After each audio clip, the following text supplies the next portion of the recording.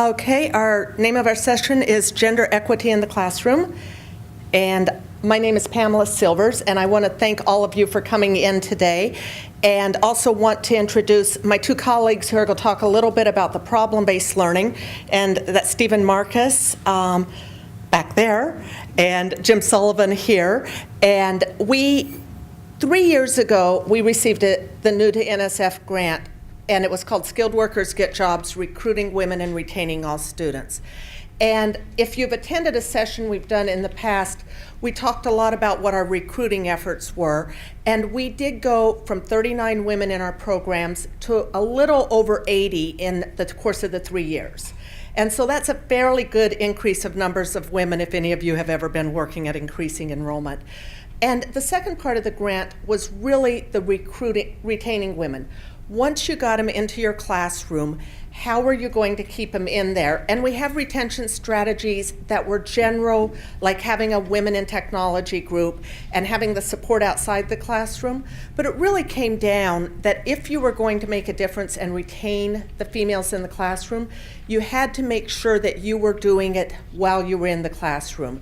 And so we started doing a gender equity in the classroom and a problem-based learning workshop, and we'll be doing it in 2 weeks before the start of fall semester for all of the instructors. And we wrote into our grant to be able to pay a stipend to adjunct and 9-month instructors called Focus on the Classroom. And so today we're sharing a little bit of what we share in that Focus in the Classroom.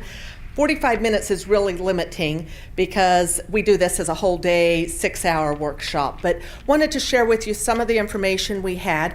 And whenever you're dealing with anyone, and I think especially faculty have been teaching in their respective STEM programs a long time, we always start out the day with this information. We are recognizing that all of the faculty people who are there are subject matter experts. They know what they're doing, they know why they're doing it, and they're prepared for it. They all want to help students succeed, and they might be doing things very unintentionally. It's easiest if everyone were the same as me. It would be really easy for me to teach because they would like how I did it and I would never have to adjust it. And that's what we're really letting faculty people know.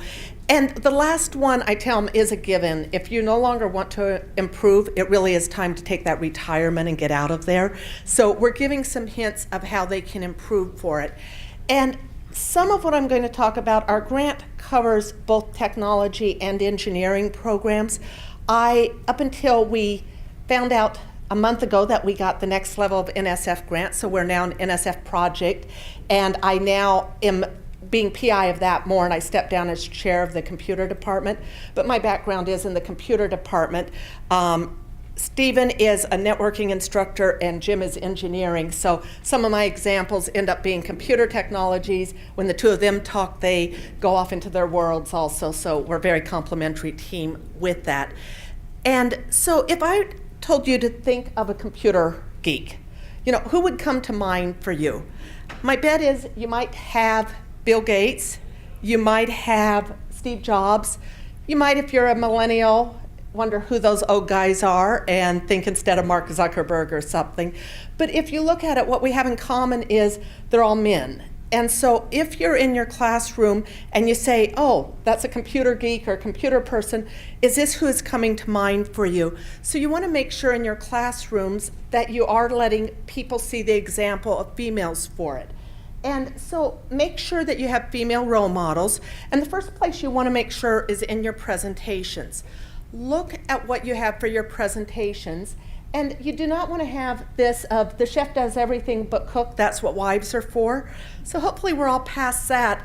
But I did a quick search on the internet, just Google images of finding pictures of people with computers or people in technology. And this is primarily what it was bringing up for me, is all pictures of men around the computers. And even when they did women, sometimes I'm not quite sure if the woman was in the role of the active computer person or if she had the men telling her what to do for the computers. So you really want to look at, when you find pictures, what are you going to have with it? Because if we're going to get more women in STEM, They have to be able to picture themselves in the technology. And in fact, that was our whole recruiting campaign, was picture yourself and making sure you have the pictures of women.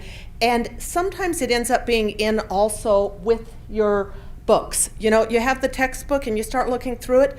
What do they give for examples? Do they keep using he? Do they keep using the parts of it? Now, we'd like to say, oh, our textbooks are all really great. And I was looking at, and I think I did type in something like sexist textbook or whatever for an example. This book came out in 1971, and I'm almost embarrassed to show it, but I end up saying, okay, time for me to have this. This was an anatomy textbook that was released in 1971. And it was, the pictures taken for it were actually purchased from a Playboy photographer. And they had notes in it such as, wow, sorry guys, don't write us, we don't have her number in our black book burned and everything. And so this isn't that long ago, and I think we're past that everyone would be going, okay, we're not going to do those textbooks possibly. But we even had recently that Barbie, the computer engineer, and that is not that old of a book that came out, and Barbie ended up goofing up the code and had to have that Ken and Brian who could code, and they go, well, why don't you fix it? And she goes, well, because I'm a girl. And so, you know, look at your textbooks and don't, you know, really kind of consider when you look at books. And sometimes we find a perfect book that doesn't have great pictures. Make sure you make up for it when you do your PowerPoints, that you have the pictures of women in them.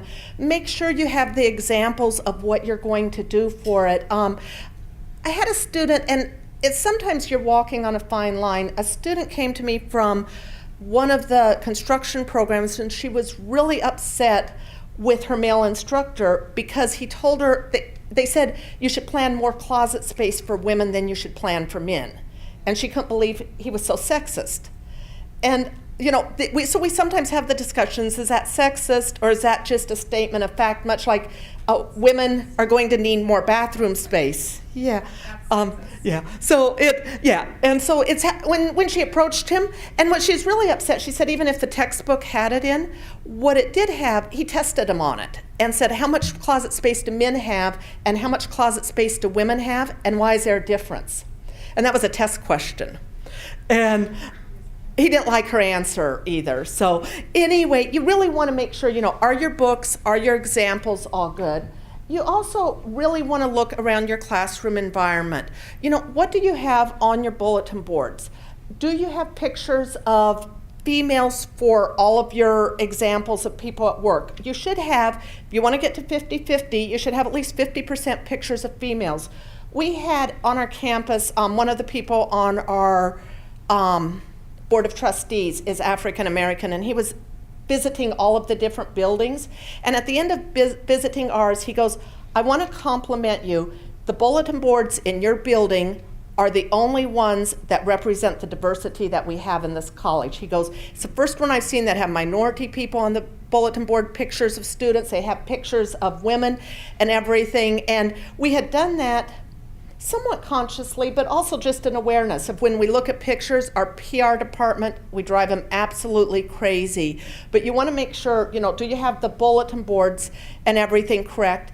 And then the last thing you really want to also make sure in your classroom is your language. You know, do not use he for examples all the time. Don't use always, you know, that the male is a manager and maybe you have the female helping or assisting with it. And I worked for Mutual of Omaha back in the late 70s, and we had to change all of our insurance policies. I was a copy editor and proofreader to gender neutral language at that time. And so we had a huge list of what you could change. Instead of having, you know, fireman, you have a firefighter. Instead of having, you know, I'm not a chairman of my department, I'm the chairperson of the department. So you can do it fairly easily. And sometimes I'm really working at this not only on the instructor level, but also with sometimes at meetings and everything. Our school has a really big thing of people needing to man the booth.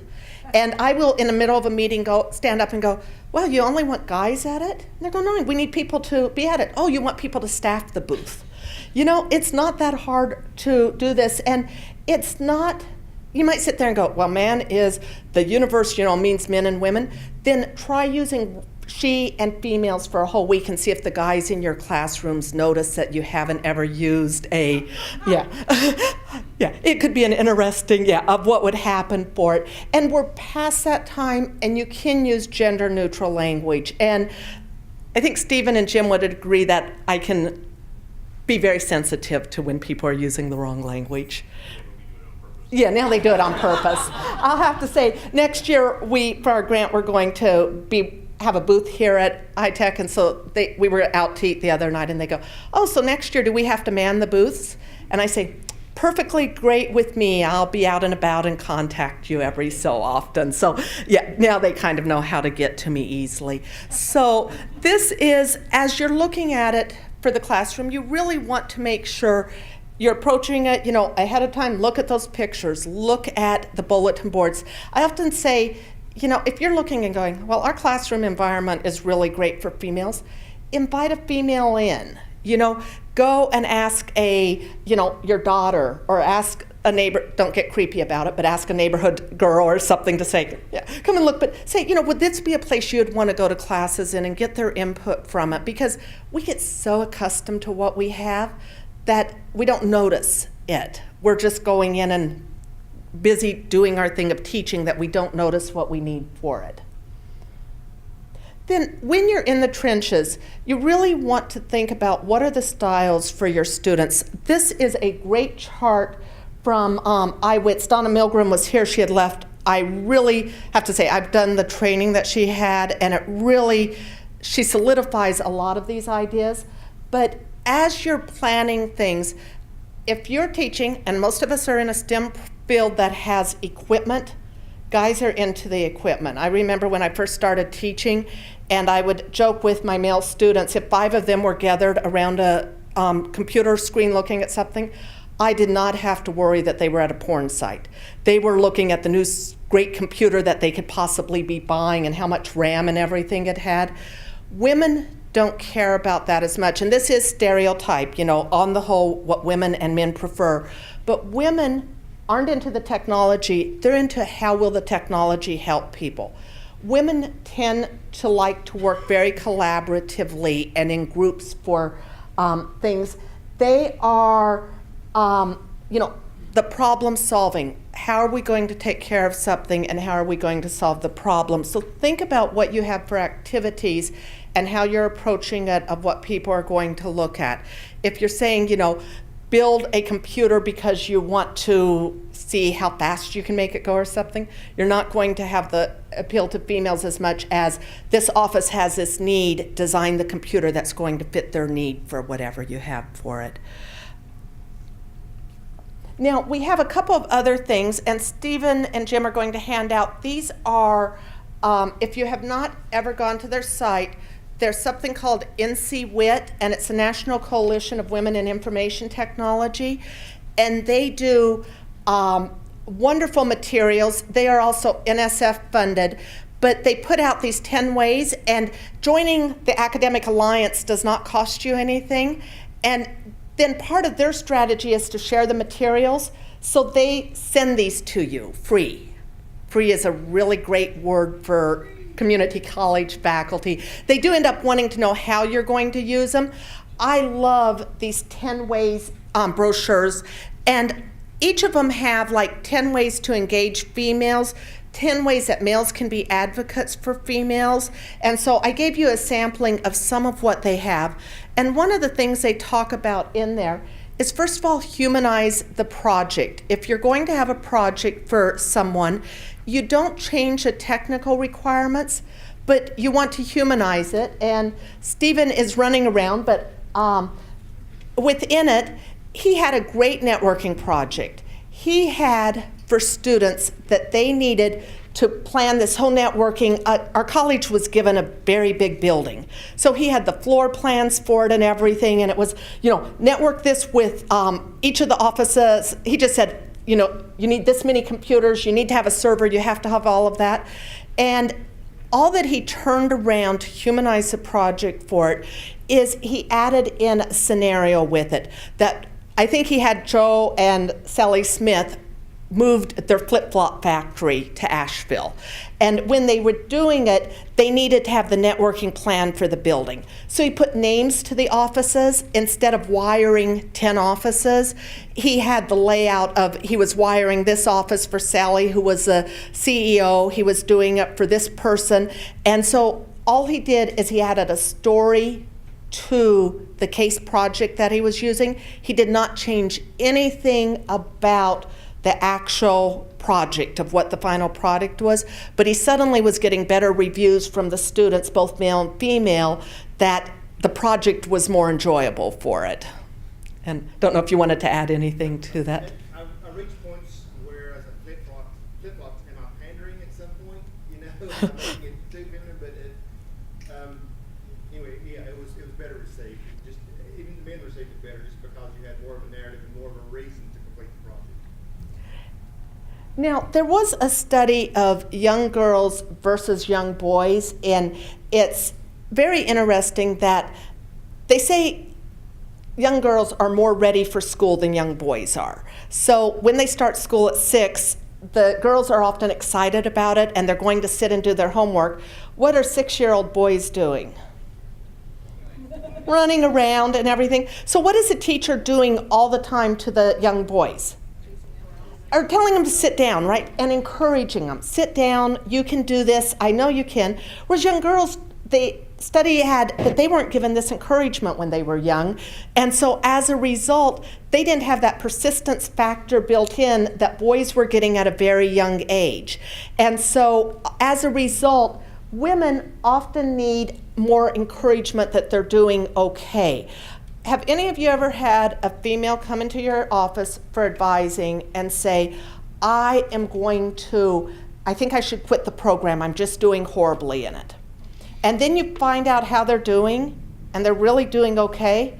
I had this 2 weeks ago from a female. She comes in and she goes, I got my test back in operating systems. Computers aren't for me. I need to change my major. And I'm talking to her a few minutes, and then I said, well, tell me, what did you get on the grade? And she goes, I got a 92. I just don't know what I'm going to do. And studies show that women are very much harder on themselves for the grades. We have a minor league team that has Thirsty Thursdays at their ball field, dollar beers. And on a guy who gets an 88 or something on the test will go, okay, I can go to Thirsty Thursday. The woman will be saying, I am going to drop out of the program. And this is especially true if they're in a STEM program that they don't know if they belong there anyway, and they're one of only a few females. So you really want to work at that personal encouragement conversation. You know, don't just say, well, they should know that they have a 90, that they did a good job. Make a note or add a notation onto it. Also works well with males anyway, but personal encouragement, because it has this persistence factor, and sometimes if they don't do it really great, and it's an overall hard thing anyway, because a lot of times our STEM programs, you know, an 80 is a great grade for anyone. And someone who is used to always getting, 90s or whatever, they need that encouragement that they're really doing well with it. And then the next example is something we really learned, and I have a thing about rebar, and I'm going to let Jim tell his story about that, I guess. Do I have to stand in front of the mic? The camera's sitting still, so possibly. Okay, good. So I was just going to share an example from my own class. One of the consequences of this grant was that Pam asked us to do Donna Milgram's training, and so we did that. And I sort of felt like I was one of those instructors that was really always trying to get better each time I taught the class. And so Donna's training really kind of opened my eyes to force me to step back and take a look at everything I was doing, just re-examine it.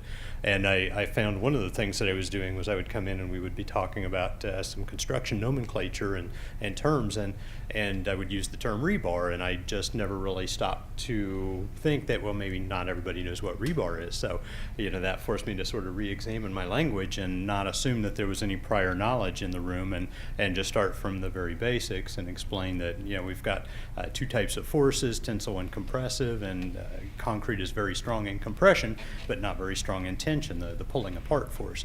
And so we put steel in there, steel rods, and we call those reinforcing rods in most contexts, but we very often just in the common vernacular call that rebar. And so, you know, I took the time to explain that, just assuming that there was no prior knowledge in the room. And I obviously women benefited from that, but certainly men did too, because there were certainly some men in the room that didn't understand all of that as well. So it was a great opportunity for me to kind of go back and just examine what I was doing and make sure that I was being very inclusive, and not just to women, but to all my students.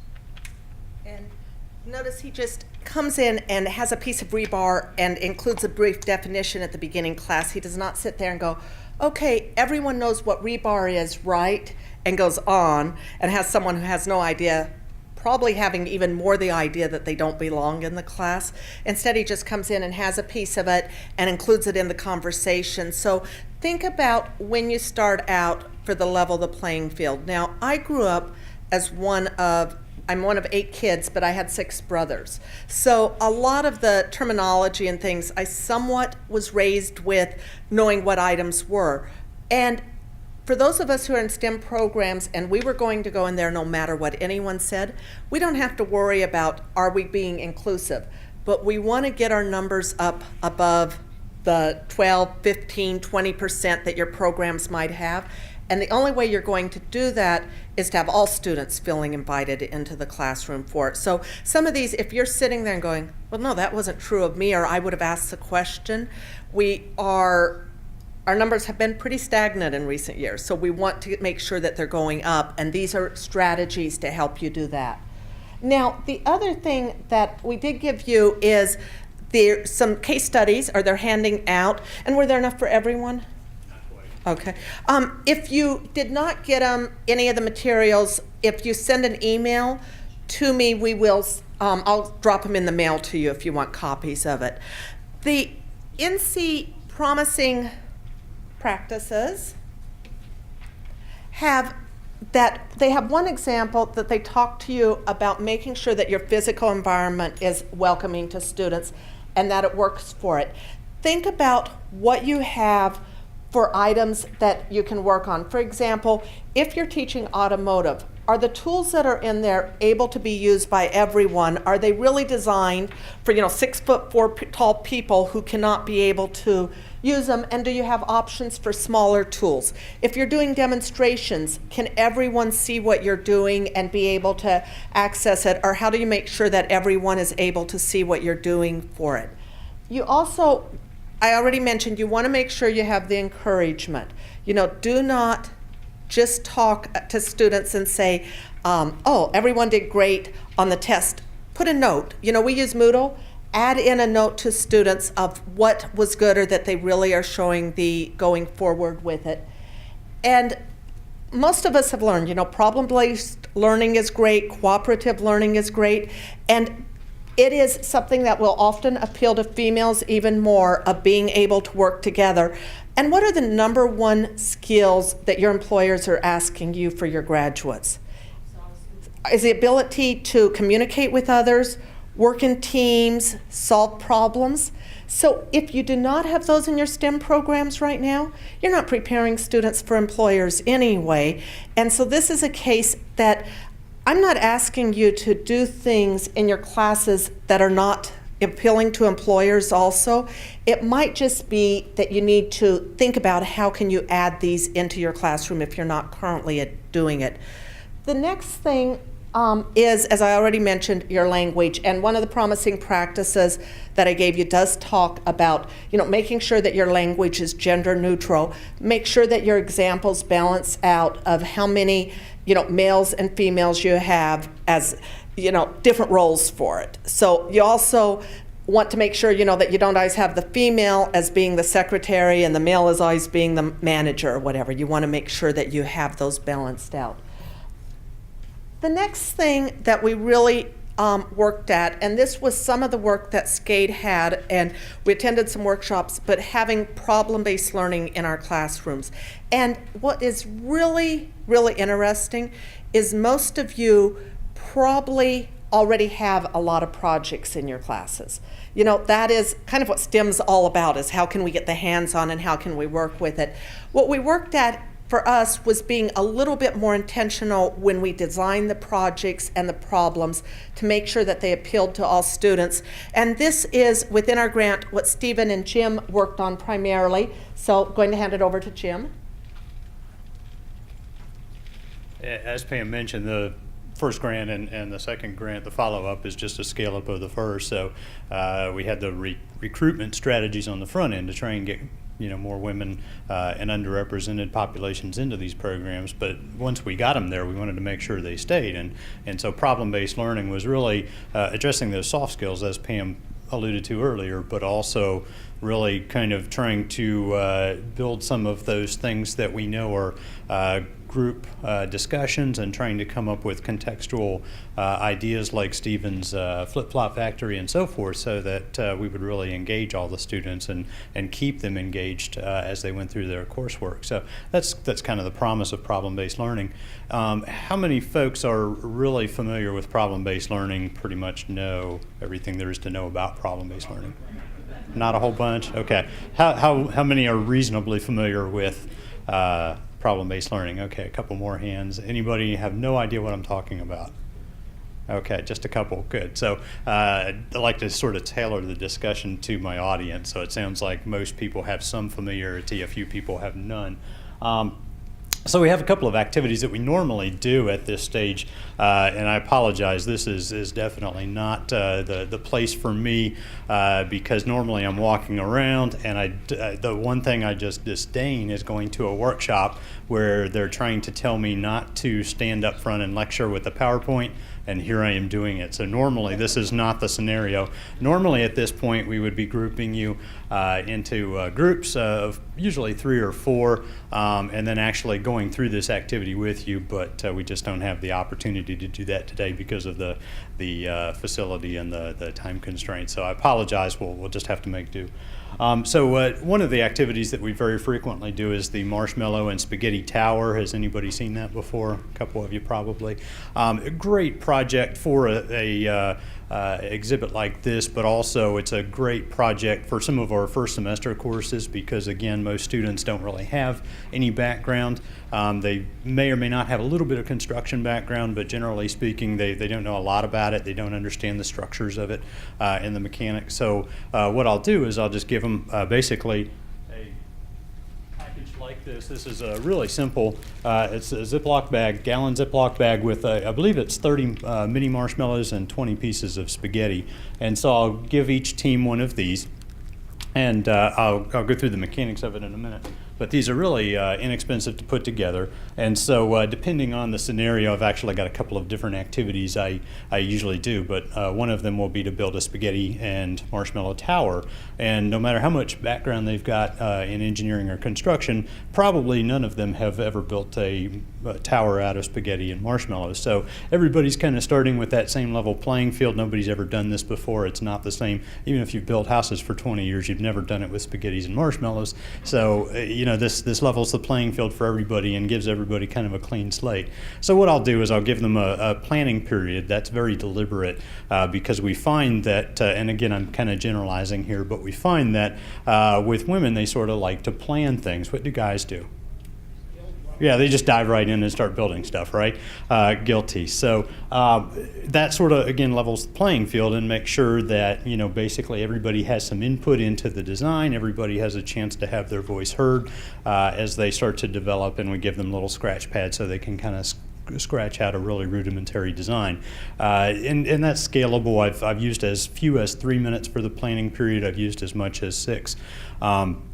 But you can scale it sort of according to the time that you've got. And then after that mandatory planning period, we let them build. Very frequently what will happen is they'll start out with their basic design, and they'll figure out within a minute or so that it's not going to work the way they'd hoped. And so they'll kind of refine the design as they go. We usually don't give them a ton of time for this, anywhere from 6 to 10 minutes usually for the building phase. But it's really nice because they get to experience kind of what we in engineering just plain call failure, which is a good thing. But what we tend to couch in academic terms as an opportunity to figure out what didn't work well. And so then they can go back and sort of refine the design and figure out, okay, if that didn't work, let me try this, which is really a nice microcosm for the engineering design process. So that's why I use this in a first semester course. So what we'll do basically is afterwards, the key to problem-based learning is making sure, first of all, that you have the learning objectives up front so they understand what they're doing. So I'll have a little discussion. Usually I'll have them do a little reading the night before on the engineering design process, and then I'll just come in and we'll do this activity right away. The other key to it, though, is kind of coming back at the end and saying, okay, what did we learn? And kind of going back through, all of the little soft skills that were built into this activity. So we'll talk about the communication strategies. Did everybody get a chance to sort of have their voice heard as you came up with your design? And then as you started to build, was everybody involved? And I'll sort of go around the room while they're building and sort of coach them and encourage them.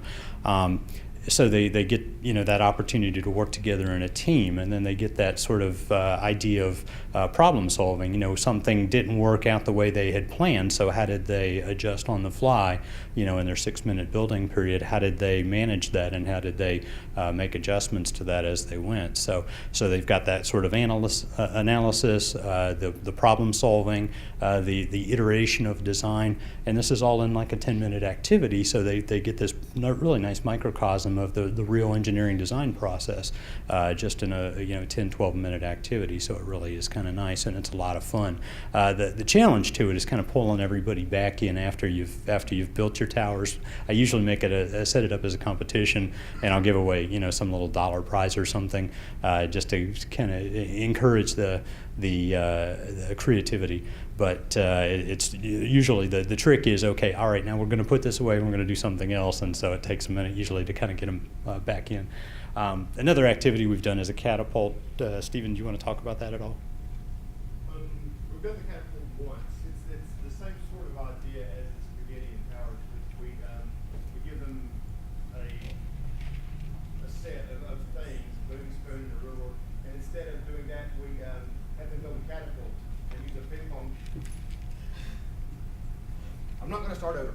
We do a catapult instead of the spaghetti idea. It's the same sort of idea. They're creating something.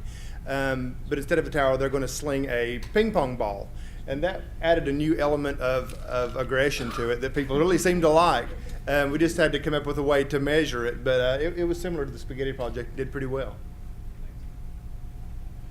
So again, why you should use PBL, it engages the students. It's a lot of fun. They just enjoy the activities.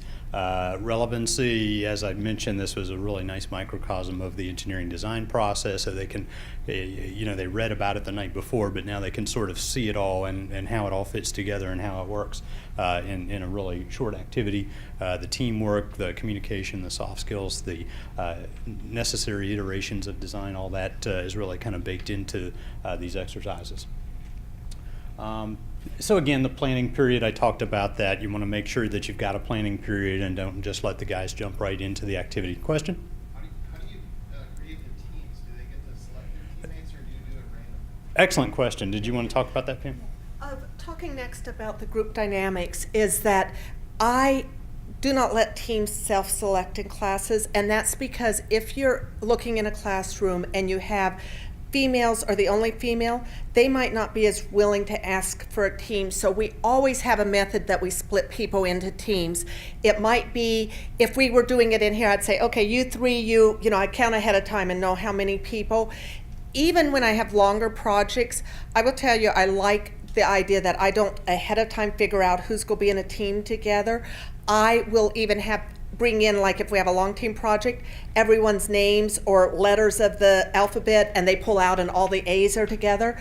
And I've been teaching since 1992, and at first I figured out teams. I sat and agonized between strong students and weak students and females and males and everything. And what I found is then if the team did not work right, whose fault was it? Mine.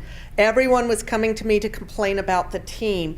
if I had it that it was random in a classroom, all of a sudden they were working out their own problems because I had not put people into a team. They were put into them. We do these two activities a lot of times just as icebreakers to explain, have the planning period, plan the teams. We were doing a group of high school students a year before last, and we decided to let them form the team. Now, these are all high school teachers. There were 32 people in the room. We said, get into groups of 4. At the end of the 2 or 3 minutes when we said, are you in groups? 2 people, who doesn't have a group? 2 people were wandering around. They couldn't find a group. 1 group was sitting there and go, oh, well, there were 5 of us at the table, so we decided to be a group of 5. Now, these are high school teachers who should be able to understand the idea of groups of 4. And so we really used it as a learning moment of this is why you don't tell your classes to get into groups, because if you can't do it, how can students? And so you really do want to, ahead of time, do your planning, do your counting, and know how you're going to put people into groups.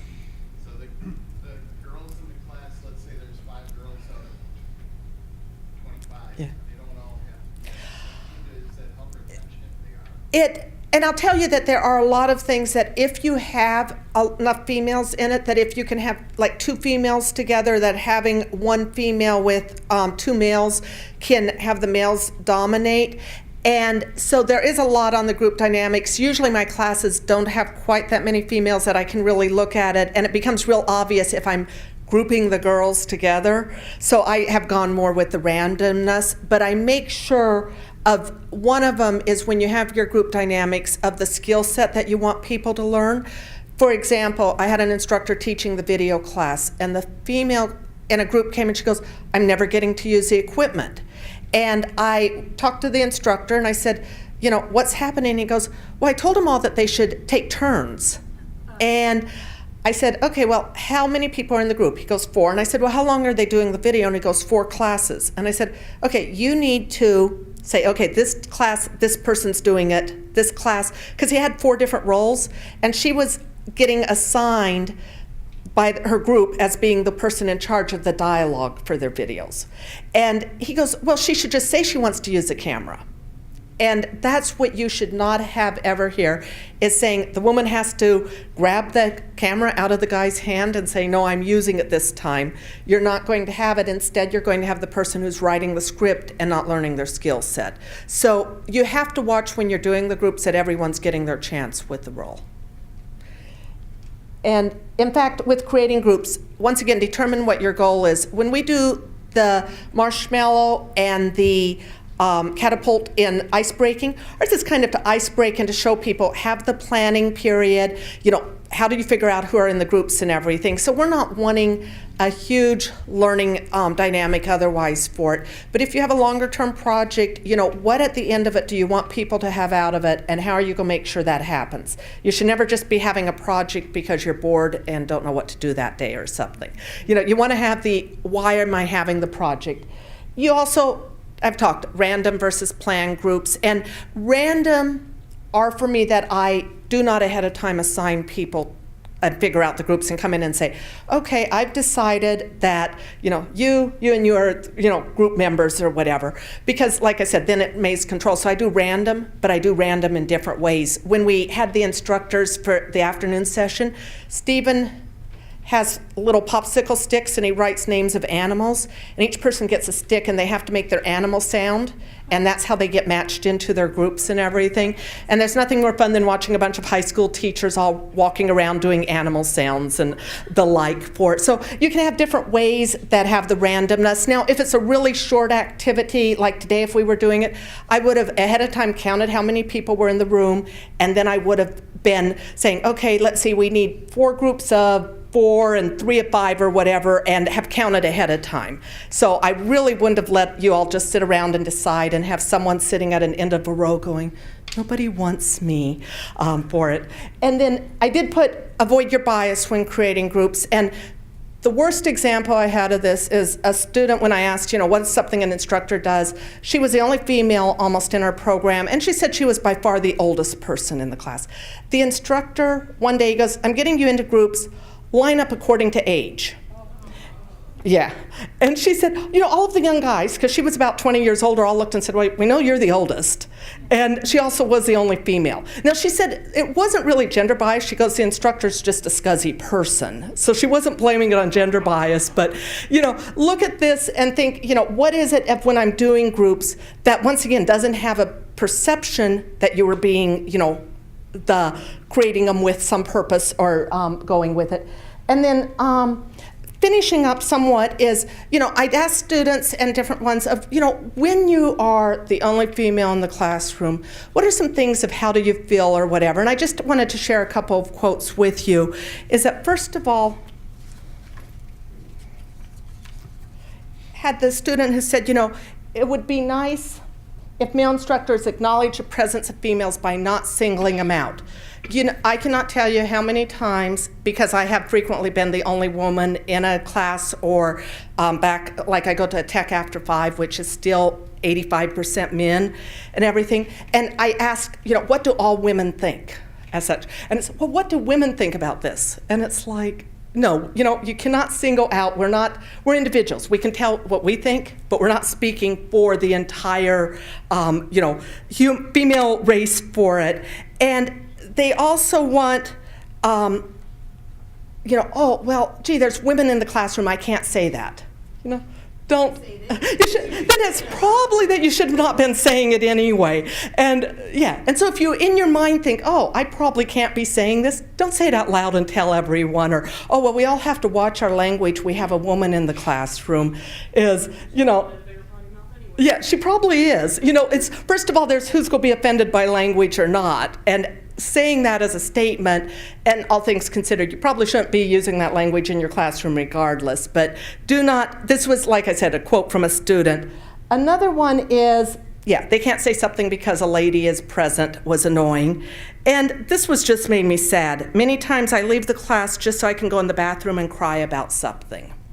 And, it's really, do any of us truly want to have someone leaving our classroom to go cry because you've made them feel that bad for it? So, it's just really be thinking that we have a lot of individuals in the class. And this is just a little bit of what we had. We shared the information of some of the handouts with you. If you did not get a handout or missed something, we came really close to having enough for everyone. But I have some little packs that have a few pieces of chocolate and also have my card in, or my email in it. If you send me an email and say, Pam, would you send me the materials you handed out? Make sure your address is there because these are not good electronic files. I will be more than happy to send them to anyone. And I wanted to end with a final quote that really is, just when I first heard it, it really does talk about what we want, is I've learned that people will forget what you said, people will forget what you did, but people will never forget how you made them feel. And as we are working with students, we want everyone to finish a class or something and really feel like they can do it and be accomplished. And so that's somewhat my challenge to you. And I think we only have about 2 minutes left. But if you want more copies, I do have up here my email and my telephone number, and so feel free. And does anyone have any other questions? I'm just curious, you gave the example of the video camera and sort of people turn. So how do you balance that in controlling the environment and teaching her, that specific girl, the skills that she needs to get to the workplace? Because when she goes out into the workplace and she's in a group with 3 other men who are dominating it, there isn't necessarily going to be somebody who steps in and says, oh no, give her her turn. How do you balance that in the classroom? I'm not sure if in the classroom I work as balancing it as much as I work for the balancing with our Women in Technology group, and possibly as I get to some of the other things. I think as an instructor, I don't want to do the, oh, well, it's even going to be tougher when you get into the real world.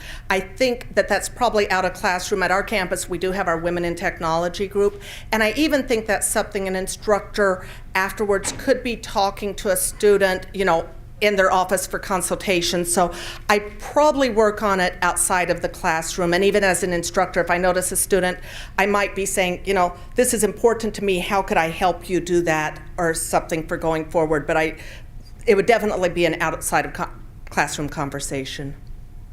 Yes? I had a couple of comments. One is with regard to outside conversations, some feedback I've had from students. Actually, it's a student in a discussion about race.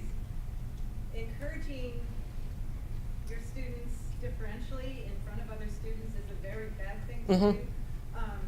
Because it's sort of, you're saying the opposite to them. You're saying, wow, you're doing well for a woman. You're doing well for X.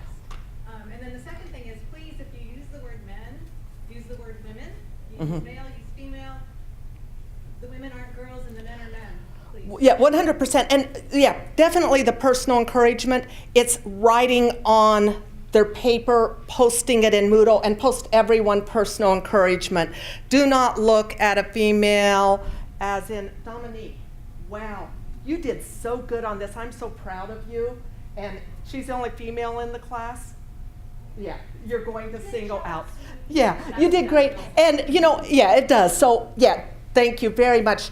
Think about how you do it. You never want to single someone out in the class. And the same, yeah, my husband and I, he's become super aware of this, and we were watching some show right before I came here, and anyway, he goes, oh, well, it was a game show, and the host referred to the guys as boys. He goes, well, we shouldn't do that. And I said, well, I would find it offensive, but he did refer to the women as girls, and he referred to the men as boys. And so I said, he's being equally the same language. So yes, you know, guys and gals, men and women, males and females.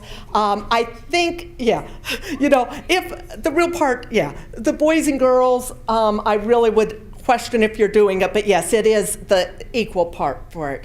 I just wanted to mention too that we have to start thinking, I think, in terms of gender neutrality instead of thinking boys and girls and men and women.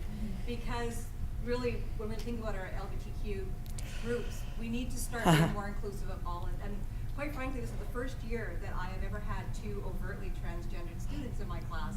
And they taught me a lot about being inclusive and just not assuming that Right.